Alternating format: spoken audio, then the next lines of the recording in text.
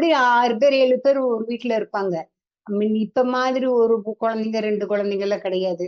ஒரு கூட்டமே சேர்ந்துரும். ஒரு காம்பவுண்ட்லன்னு இது பண்ணோம்னா, அந்த காம்பவுண்ட்ல குறைஞ்சபட்சம் ஒரு 6, 7 அ ஒரு ஒரு வீட்ல 6 பேர் இருப்பாங்கன்னா, ஒரு 10, 30 பேர் இருப்பாங்க. எல்லாம் விளையாடுறதுக்கும் சரி, எல்லாம் ஒரு ஒற்றுமையா தான் இருப்போம். அடிதடி போட்டுக்க மாட்டோம். ஒருத்தருக்கு ஒருத்தர் அ திட்டிக்க மாட்டோம்.